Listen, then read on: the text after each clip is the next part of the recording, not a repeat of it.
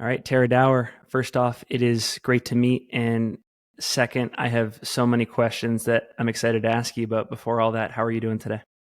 Doing great. I had a long day at work, but I'm excited to sit down and talk about my favorite thing, being ultra running. Likewise.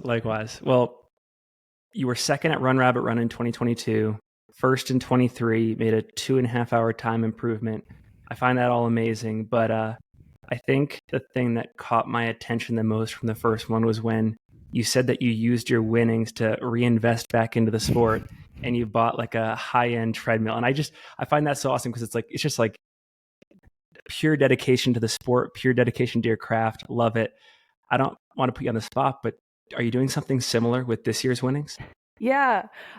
So things are still in the works, but I have designated a certain amount of money for next year for travel, for signing up for races, for nutrition. And then I just bought the Therabody, the Jet Pro compression boots that are Wow. like, yeah, they're like the big dog. I Okay. just bought those, and me and my husband, we use them every single night, even if we're not running. We're still using them because they're so amazing. And I mean, that's just all from Run Rabbit. It's, I love the idea of, you know, it makes me run faster. If there is a prize, then I try to invest that money back into running. Obviously, with the winnings this year, we're going to do a little more. We're going to invest in actual investments, Okay. and, renovate some rooms in our townhouse. But yeah, I'm trying to designate some money for next year's races for sure. I don't know. I found that's really cool. I found just the whole concept cool in general because I don't know. There's so little prize money to begin with in our sport. When you see people just use it that way, I think it's cool. Yeah. Um, Talking about the 2023 race, which was just basically a month ago, I recall you telling Fred, the race director, that you should have bet on yourself and that you didn't ahead of time. And even like into the race, you weren't quite confident in your ability because just like the field was so stacked. Mhm. Um, I find that fascinating as well. And like on the mental side, how did you get it so that things came together and there was self-belief towards the end? Because to me, it seems rare that you can have that mindset and then still make such a great improvement that you did and win the race. Yeah, I think I was feeling that way for multiple reasons. One, it was a stacked field of women. I have so much respect for these athletes I was racing against in Run Rabbit. I have so much respect for them, and they are just incredible. And I predicted one of my fellow competitors to win the race just because I know she's so fast and so amazing. Um, I don't think I really accounted for what all the work I had been doing this entire year to lead up to Run Rabbit. But I was also nervous going into this race because I had been on the Colorado Trail a month and a half before, and I had done I had at that time, I had set the fastest known time Yeah. supported, but it's been beat by now by Nina. She beat my record maybe a couple weeks after. So I was still recovering from that. I always experience issues with my feet. So I was going into Run Rabbit pretty nervous about how I could perform coming off an attempt like that. And I guess, when I was out there, I I've been trying to tell myself, like, just have fun, just go out there, try your best, leave it all out there. Um, and it all just kind of came together. I would experience a really low in the beginning, and I think I think that was good, honestly, because usually you experience lows, especially at Run Rabbit, because it gets dark and you're running through the night. I think most people experience a low, halfway through the race or a little further into the race. But I experienced it so soon into the race. It was my lowest point that, anything from there, it could Yeah. just get better. And it did. It went really well. And I told myself going into the race, have fun, especially for that first 30. Uh, the first 5 is uphill. So I tell myself it doesn't start until you're at the top of that hill. Because you're going up, I don't even know, like 6,000 feet, I think it is, 5,000 feet. Yeah. So the race starts at the top of that mountain. That's what I tell myself. And then I have fun the first 30, talk to some ladies, get to know some people, which I did, which was amazing. Then after that, it's go time. And I told myself, just keep running. Whatever you do, just keep running throughout the race. I mean, going uphill, obviously hike fast, but just keep up a pace no matter what. And it just ended up being a good result. There's a couple other questions that I want to ask you before we talk directly about Javelina. And the first just revolves around sort of this, I guess it's subjective, but you've had a pretty jam-packed racing FKT year. You did Black Canyon, Hellbender, I think you did a Backyard Ultra, Colorado Trail, Run Rabbit, bunch more. And I've also heard you say in other interviews that you think that in this community, we may put like unnecessary limits or on racing or rules around recovery. And like in your case, you prefer self-experimentation. And I guess I'm curious, like, what have you personally learned about what's required and what works for you when it comes to like setting a race schedule and bouncing back strongly from big efforts? It's all experimentation. So, I mean, I'm still in this year of experimenting. So I don't think it's like I don't have any rules or I don't have whatever excites me, really. I obviously want to do races that will hopefully get me to Western states. Hard Rock for sure. Hard Rock's my top race. That's the one I want to do. Obviously, I'm going to do races like Black Canyon or, I mean, Javelina, I'm just really excited about because I love 100 milers and I hear it's a good time. But yeah, I'll do races that will get me to Western states or to Hard Rock. But it's really whatever excites me. So Hellbender, it's those mountains I love. I learned how to trail run in Western Carolina, so that was exciting. The Backyard Ultra was just like, how far can I go?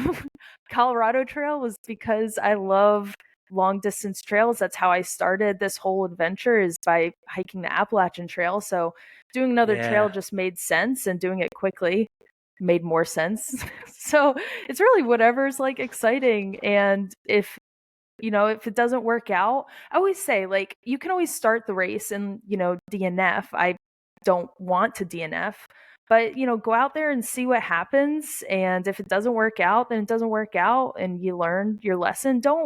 You don't know until you try, I guess. All of that to say, you don't know until you try to see if you can do it. So like, and maybe as your career progresses over time, you don't see yourself falling into this, like, okay, I should only do like 100 a year, or like I should only race like once per quarter. Like you're just gonna, you're gonna go about it your own way. Yeah, I guess if my lifestyle or if I get an injury, if that is where I come to, then I come to that point. But I love 100 milers. I love running for long periods of time on trail. I don't think I see myself like slowing down unless I like am forced to slow down. I just love the sport so much. I absolutely love it. I mean, it's really sad. I live for racing and people, like making friends out on the trails during these races. Like I live for that. I think that's so cool. Couple other things. One, I mean, you've got this awesome, I love people with through hiking backgrounds. You've got the Benton MacKay Trail, the AT, the Colorado Trail, couple FKTs there that you've owned. What have been some of the interesting lessons that you've learned in these through hiking experiences? Like one thing that sticks out to me is like you only slept 3 hours a night on the Colorado Trail, for example. So like there's maybe some lessons there on operating in sleep deprivation. But like when you think about that question, what sticks out to you that might interest the audience? Yeah, first thing that comes to mind is anxiety and anxiety management. I actually quit a through hike in 2017. I made it 80 miles on the Appalachian Trail and had a severe panic attack. And since then, my time on trail has always helped me, develop, not develop, kind of remedy my anxiety. Every time I'm out there, it just gets better and better. And it seems that when I'm on trail, my anxiety sparks, or it used to spark really bad. But I've always just tried to expose myself to that over time. It's gotten a lot better. And now this is my space. This is my happy place. I just love being out there on the trails. That's the first thing that comes to mind. That's the first thing I learned is how to manage my anxiety being out there. And it's not a specific thing like being alone. It's not like the darkness. It's not animals. It's not people. Sometimes it's people. Most of the time it's people. If I'm like nervous, but anxiety is just a general anxiety that I feel being out there. And I've learned to manage that. But as far as like FKTs, I would say like through hiking is way different than an FKT. Doing a long distance trail on an FKT, there's so many lessons. I can go on and on and on about all the lessons I've learned through hiking, but also just FKTs on those long trails like the Colorado Trail. I've learned that you mentioned 3 hours of sleep just is my sweet spot. I don't want to be sleeping too long, but I do need some sleep every day. I'm reading this book by Jen Farr Davis right now because she's coming on the pod soon. I'm a huge fan of hers, and it's funny. Like when I read the race reports or the FKT reports of like Jen Farr Davis and I think Scott Jurek to some extent and Heather Anderson, etc. They all say like, I wish I had actually deprioritized sleep and slept like less than 5 to 6 hours a night. Like your body to some extent can be designed to function that way for a month or two. I found that fascinating. Yeah, Jen is actually a huge contributor to my my original desire to do the FKT. I started with the Mountains to Sea Trail FKT when I really started getting into like these competitive things on trail or competitive races, FKTs on trail. I worked for Jen. I was a hostel caretaker. Oh, right on. Yeah, so she's great. I love her. Are you reading the FKT book by her?